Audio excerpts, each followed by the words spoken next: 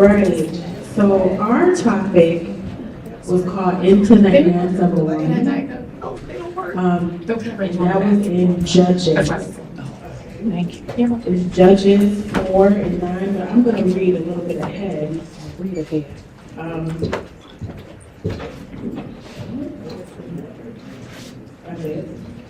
And I'm going to start at Judges 4, verse 1. And the people of Israel again did what was evil in the sight of the Lord after Ehud died. And the Lord sold them into the hand of Jabin. My phone's not cooperating. It is talking at this very moment. Okay. Into the hand of Jabin, the king of Canaan, who reigned in Hazor. The commander of his army was Sisera. Now remember that name, Sisera. Who lived in Horsheth and Hagoyim. Forgive me what these words do. All right. Then the people of Israel cried out for the Lord to help, for he had 900 chariots of iron, and he oppressed the people of Israel cruelly for 20 years. Now Deborah, a prophetess, the wife of Lepodah, I might have said that wrong, but that's all right, was judging Israel at the time. She used to sit under the palm of Deborah between Ramah and Bethel in the hill of the country of Ephraim. And the people of Israel came to her for judgment. She sent and summoned Barak, the son of, skip his name, and Kadesh Naphtali, and said to him, has not the Lord God of Israel commanded you to go gather your men at Mount Tabor, taking 10,000 from the people Naphtali and the people of Zebulun? And I will draw out Sisera, the general of Jabin's army, to meet you by the river of Kishon with the chariots and his troops, and I will give him into your hand. Barak said to her, if you will go with me, I will go. But if you will not go with me, I will not go. And she said, I will surely go with you. Nevertheless, the road on which you are going will not lead to the glory, for the Lord will sell Sisera into the hands of a woman. Now, when I was studying this, I had to go back and find out why Israel was being oppressed in the first place. Okay? So it started off with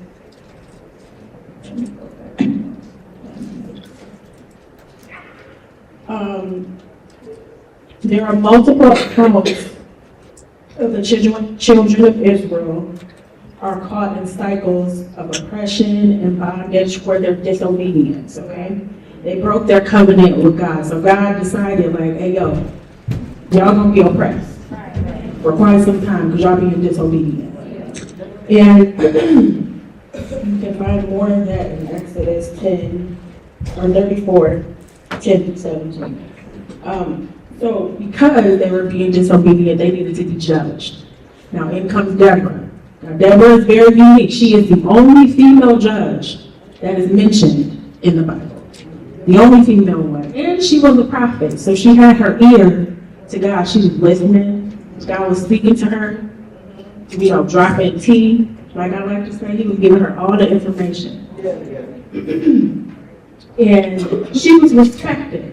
And people thought, okay, I can go to her. She can give me information and let me know what's going on. So when she sent for Barak, she asked him specifically, didn't God tell you to go and get Sisera? Didn't he tell you to go and defeat him? And Barak, he was scared. He was like, yeah, he said it, but I don't want to go. I'll go only if you go.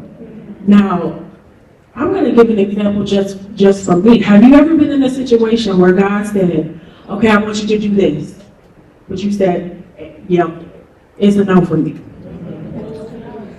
That wasn't you. I don't think that that's what you said. And God said, okay, well, since you won't do that, I'm gonna give the victory to somebody else. And as Pastor Monica was talking about, sometimes you get jealous. Now, that he done gave the victory to somebody else because you decided not to be obedient and what he told you to do. Now you're jealous. You're looking at yourself like, dang, she done got my gift that I was supposed to get. She done got everything that God was supposed to give me because of your disobedience. Now, it's easier to be obedient rather than to sacrifice and see your sis getting what you were supposed to have instead of obeying God and doing what he told you to do in the first place. You know? Also, into the hands of a woman, what God was telling me during that part of the scripture, he already said that you already have the victory in your hands. He has given you the victory already. And in our hands is power, it's healing, it is he's given us a firm foundation in that victory, in that love. Now, women's hands are soft, and they think that we can't do certain things, but like we can fight in the spirit. We can fight and have the victory in Jesus, in what he wants us to do. So at this time, we're going to go into Judges 4 and verse 10. It says, and Barak called Zebulun and Naphtali to Kadesh, and he went up with 10,000 men at his feet, and Deborah went up with him. Now Heber the Kenite, which was of the children of Hobab, the father-in-law of Moses, had severed himself from the Kenites, and pitched his tent unto the plain of Zaanam, which is by Kadesh. And they showed Sisera that Barak the son of Abinah was gone up to Mount Tabor. And Sisera gathered together all his chariots, even 900 chariots of iron, and all the people that were with him, from Horesh of the Gentiles unto the river of Kishon. And Deborah said unto Barak, up, for this is the day in which the Lord hath delivered Sisera into thine hand. Is not the Lord gone out before thee? So Barak went down from Mount Tabor, and 10,000 men after him. And the Lord discomfited Sisera and all his chariots and all his hosts with the edge of the sword before Barak, so that Sisera lighted down off his chariot and fled away on his feet. But Barak pursued after the chariots and after the host unto Harisha of the Gentiles. And all the hosts of Sisera fell upon the edge of the sword, and there was no man left. Howbeit Sisera fled away on his feet to the tent of Jael, the wife of Heber the Kenite. For there was peace between Jabin the king of Hazar and the house of Heber the Kenite. And Jael went out to meet Sisera and said unto him, turn in, my lord, turn in to me, fear not. And when he had turned in unto her into the tent, she covered him with a mantle. And she said unto her, give me, I pray thee, a little water to drink, for I am thirsty. And she opened a bottle of milk and gave him drink and covered him. Again he said unto her, stand in the door of the tent, and it shall be when any man doth come and inquire of thee and say, is there any man here, that thou shalt say, no. Then Jael, Heber's wife, took a nail of the tent and took a hammer in her hand and went softly unto him and smote the nail into his temples and fastened it to the ground. For he was fast asleep and weary, so he died. And behold, as Barak pursued Sisera, Jael came out to meet him and said unto him, come, I will show thee the man whom thou seekest. And when he came into her tent, behold, Sisera lay dead, and the nail was in his temples. So God subdued on that day Jabin, the king of Canaan, before the children of Israel, and the hand of the children prospered and prevailed against Jabin, the king of Canaan, until he had destroyed Jabin, king of Canaan. So, as she forestated, the children of Israel continually will go into captivity and into bondage because of disobedience. God had made a covenant back with Moses and through with Joshua, that they would be his people and they would serve him only. He promised them a land. When you go into that land, I need you to conquer it.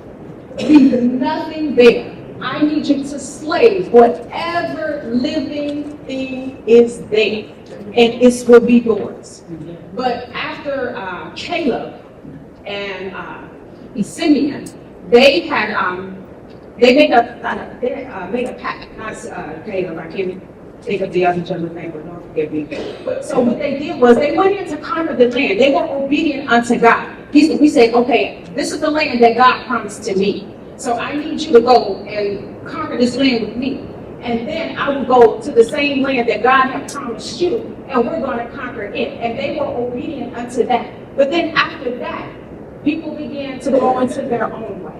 They went back to the things that, because they did not do what God commanded them to do, to slay, to annihilate, to terminate, to exterminate those things that would be later on a thorn in their side or a snare unto them. This is what actually happened. Those things very well became a snare unto them and a thorn in their side, because the atmosphere that was there was not conducive to what God had planned for them. So what is it in your life that God has commanded to slay, to remove, that these things not be a hindrance unto you, that won't be a thorn in your side? Those are the things that we need to ask on today. So as it goes on, they were in, when I'm to be obedient to the instruction was given, he told them, go get some allies. Go up to Zebulun, go up to Naphtali, and form this force, and you're going to go, and he's going to be into your hands. So they did that. They went up. They got instructions from the prophetess, because her ear was attentive unto God, because she had created a life that she was pleasing unto God and that she can hear. Only with her, like now, as women, these hands do so much. That's right. A woman's hands, we nurture, we cook, we clean, we give. These hands do so much work, but as you can see, it can be mighty if done in a proper way. We have many examples throughout the Bible of courageous women that God decided to use, and one being Deborah, as she forestated. She was the only female judge, but she was 3 of prophets that was in the Bible. And as they went on, being obedient, he told them to go up. She gave the instruction, go up into the mountain. He did. And then when it was time for, as Sisera got word that, hey, they're up in the mountain, he said, well, okay, I got it. I'm going to put my army together. His 900 iron chariots plus his men. As I was reading and studying, I believe they said he had over 100,000 men that he had gathered together to conquer Israel. But who knows that when God is for you, it doesn't matter how many adversaries that is there. In the hand of God, when God is with you, you can conquer anything. And so as the story goes on to tell, he raised his army. They went in, and it says that in the Bible that God discomfited them. So God caused a rainstorm. They were in the river. So you have 900 chariots of iron. How are you going to move all that on wet terrain? Right? You can't. So God said, okay, just as you have been a snare and a trap to my people, I'm going to be a snare and trap to you. And it was just that, because the meaning of the shine is actually a snare. That's the meaning of that river. So God said, I'm going to make it true today. You're going to truly ensnare the adversary of of children of Israel today. Yes. So as they were discomforted, you have rain, you have the mud. They had nowhere to go. So Barak comes down with his 10,000 men, and they fell against the edge of the sword. They slew them till only Sisera was left. So what does he do? He was a coward. All your men are gone. You jump off and you run. I said, okay. So he runs, thinking that he's going to an alley, because they were neutral. They were neutral people. So he's like, okay, jail. Let me hide in your tent. But God always has somebody in place. In the service, they have different armed forces. You have the Navy, you have the Army, you have the Air Force. Now you even got the Space Police. We're not going to even get into that. So, but there's different areas or different things that people have that we have in place to protect us. Right. The Army is for the land. You have the airmen. Then you have the Navy for the water. But what I learned in my studying that they can intertwine. Just because you're in the Army doesn't mean that you can't be a part of the Air Force when it comes time for a secret mission. Yes, so the Kenite people, it tells you that he separates from his people. It goes off into a land. But who knows that God will have somebody in place that will separate you for a task at hand that you don't even know about yet. Don't even know about yet. So God in this place had Jael. So Jael and her family were in-laws of Moses. So they have a relationship. She knew of him. It was like, I've seen the years of oppression. I've seen the years that my people were devastated. And now I have an opportunity to get rid of this turmoil that has been in my land. So she does. She was coming. Come here, my Lord. Fear not. She's like, I'm going to set the atmosphere. Come in. Fear not. You're welcome here. He goes in. I just need to get somewhere to hide. Cover me up, cover me up. She covers him up. Okay, Lord. I'm covering you up. If anybody comes in, I'm like, nobody's in. Okay. I'm thirsty. Give me something to drink. And as Pastor Kibasha was talking about that milk, she could have got him some water. She said, oh no, let me do one better. Let me go ahead and rock your suit. Yeah. All right. Get you comfortable. Get you comfortable. Put you night night. Yeah. So that's what she did. It was with that clotted milk. He got comfortable. He was soothed. He was like, oh, that milk was so good. I'm so tired. He just off to sleep. But what I love, Jael, she didn't go to the store. She didn't try to pick up no steak. She used what was already with her. She was accustomed to hitting those nails, putting those tents up on a daily basis. God used what she already had. What she was already in her. So she goes over to him softly, trying not to make so.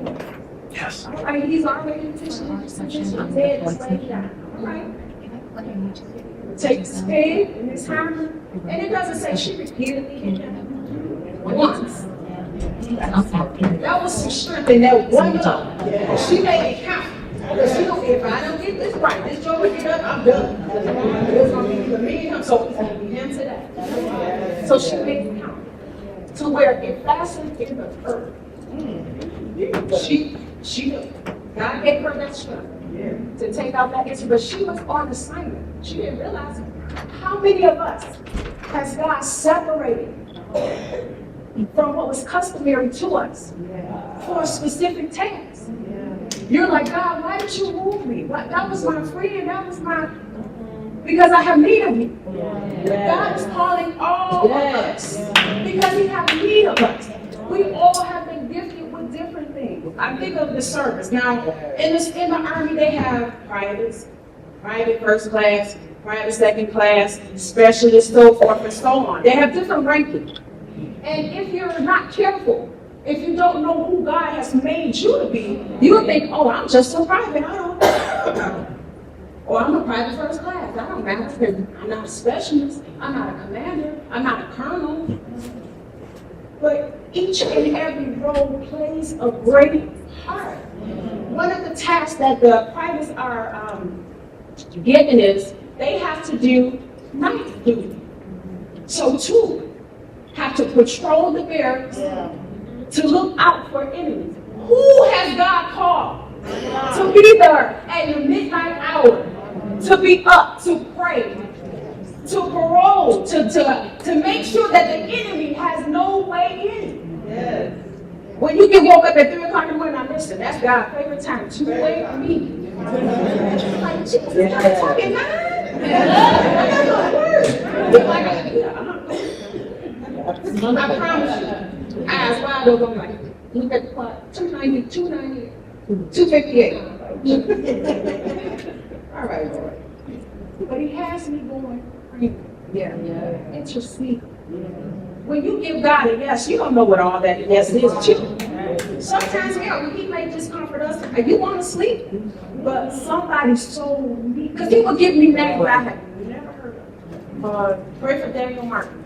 Pray for Isaac Barak. I don't know. Jesus, okay. Well, you'll give me what to pray for.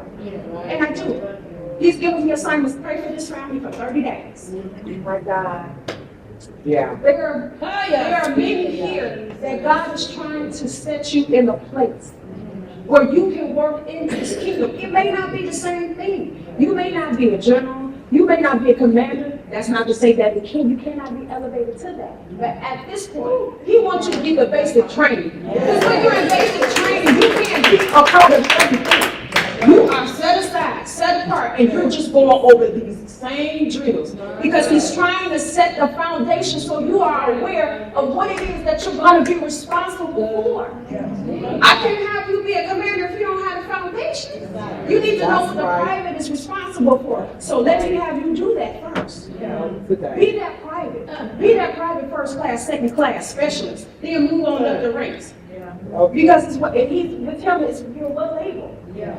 Don't despise the place that God has you in. You think like, I'm nobody.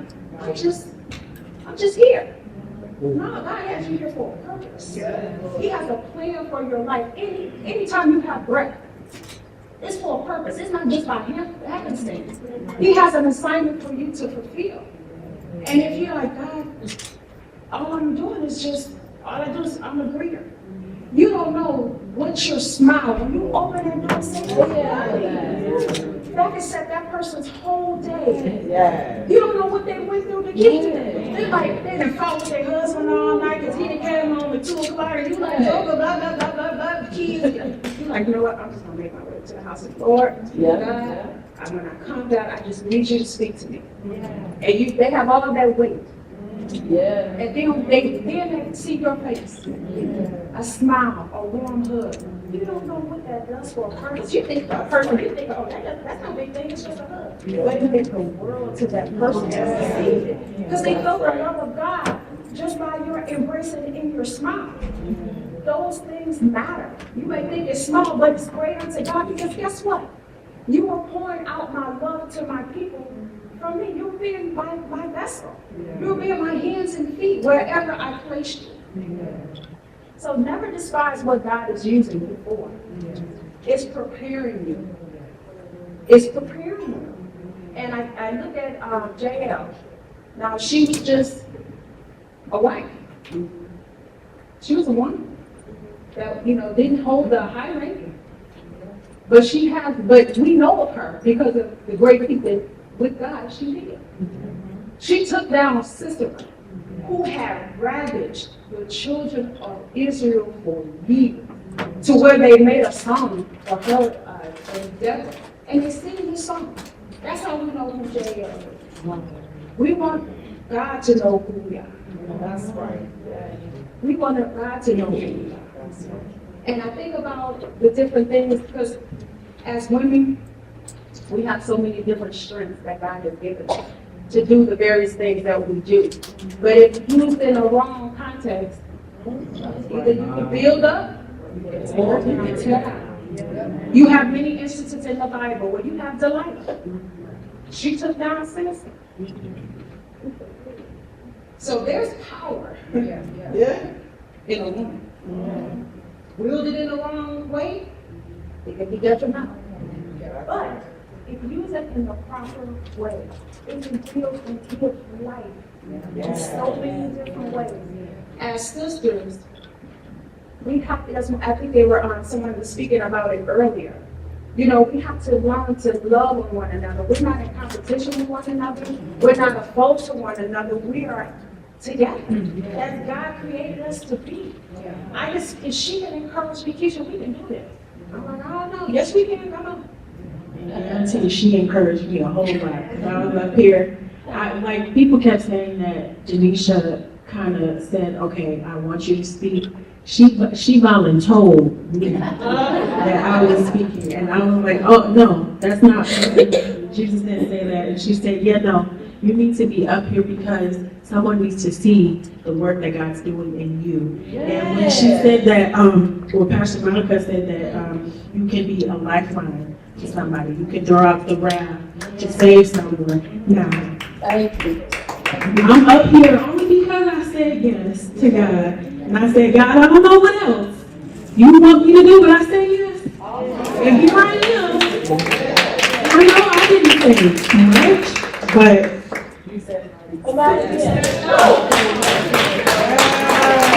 saying yes to God is so much easier than doing what you want. It's so much easier because God's plan for your life is so much better than whatever you can imagine. So much better, y'all. If you don't know anything else, know that today, like saying yes to God is so much easier, and He has so much better for you. And also, I just hear this in my Holy Ghost right now, that God is not mad at you. He's not upset with you. If you think He's upset, He's not. He loves you and He cares about you. He has not forgotten you. Okay? Even when we feel like, oh God, they done skipped over me. He has not. He remembers you. And He's going to honor what He promised you. Okay? And I'm going to keep quiet at this moment. I just had to say that because I felt it in my Holy Spirit. But He honors your yes, 110%. Like, even when you don't know what else is to come. Because, like, I've said yes to a bunch of things now. And I said, well, God, I'm going to do it, even though I don't know what else is coming. And does it make me nervous? Absolutely. Oh, absolutely. Because I'm a planner. I like to know everything that comes along with it. But God has been asking me, well, what if you did know? Would you continue to say yes? Would you continue saying yes to me? Would you continue keep walking if you knew what the instructions were? If you knew everything that I was going to have for you, would you say, oh yeah, that's not for me, get somebody else to do it? Would you continue to go? And I said, yeah. And He's like, no, you won't. You would just be like, no, I don't want to do it, get somebody else. But saying yes is one of the easiest things to say to God. And as Pastor Candace was saying, it has to be a surrender yes. Like, you can say yes and be like, oh yeah, I do it. But then that's not your surrender yes, because you can say yes and then something else show up and you're like, well, I didn't say yes to that. But your surrendered yes is so much better than anything.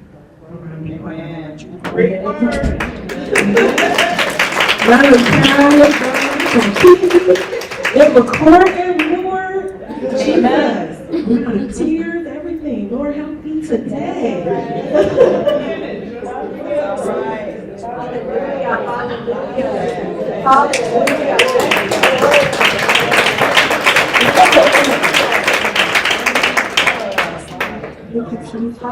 So as she was saying, as women, we have to and should say yes. Not out of fear of God gonna get me if I don't. But let the love be the yes. The reason for the yes. God, you have been good to me. You loved me when I didn't love myself. I was doing absolutely everything that would cause you to leave me. You didn't. Just as the children of Israel did. They continue, but God was still yet extend mercy. He was still the judge. He was still the judge. And just know that you matter. Whatever God is assigning you to do, whether it's to sing in the choir, whether it's to be a greeter at the door, whether it's to bring His word, whether it's to teach His little one, it matters. There's a parable that they have in the world. It's about an ironsmith who was making nails for the horseshoes for the horses when they go out to battle. He felt like, I'm just here in this place. All I do all day is make nails. What's the purpose of it? So he's like, you know what? I'll quit. I'm not making no nails. I'm not putting these shoes on these horses. They're going to go figure out the best way they can. But because of his lack of or willingness to do what he was gifted to do, they lost the battle. All because he felt like he didn't matter, or he was not important, or what he did wasn't important. What you do in the service to God matters. What you do in the service to God is appreciated. God thanks and loves you for what you do for him.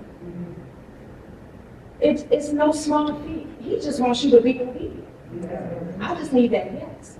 Because trust me, if anybody know me, I try to stay in the back. And I promise you, this is not me. I'm like, it's all God. I would prefer to stay in the back. Let me just work it back to this room. I'm good. Everybody see me just a few. Those that see me know me. That's it. I'm good. I'm right. Just put it in the back. In the back of the church, all the way to the back. Back room. Right there. But God says, no, I have needed you. You have to come out the back. Yes, Lord.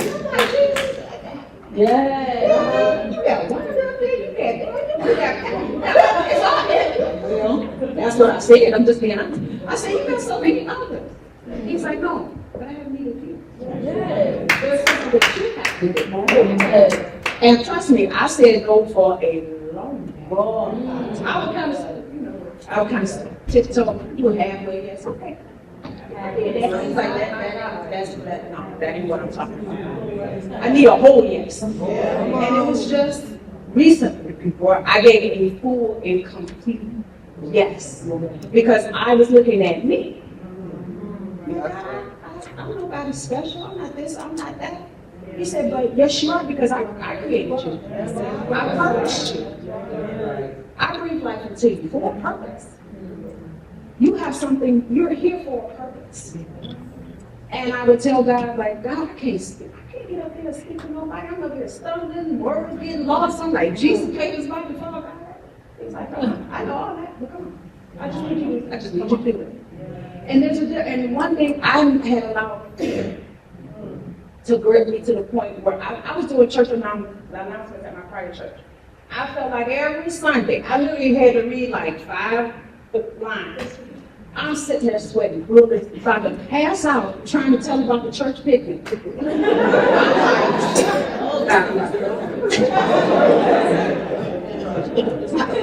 So that's a testimony in itself today.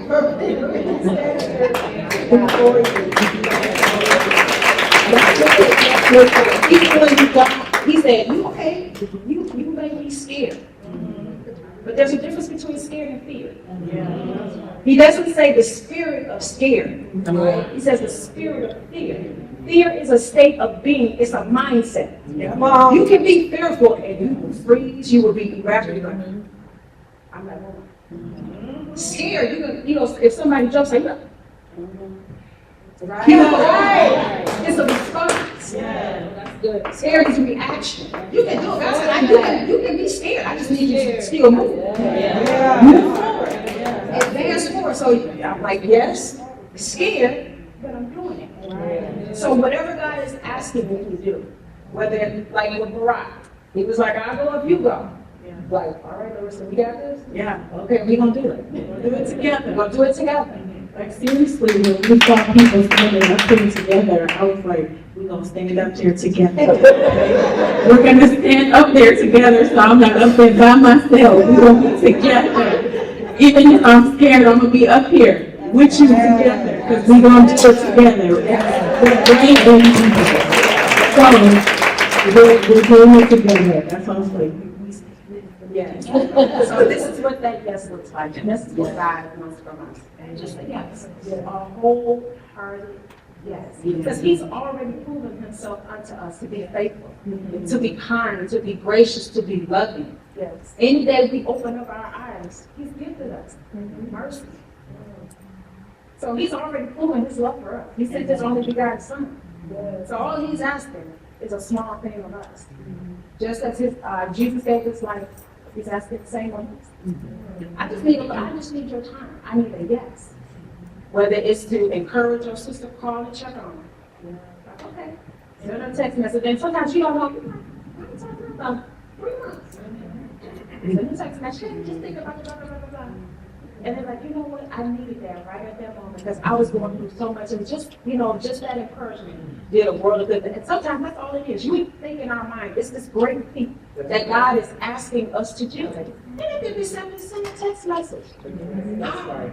God ain't gonna sit up there with no iPhone.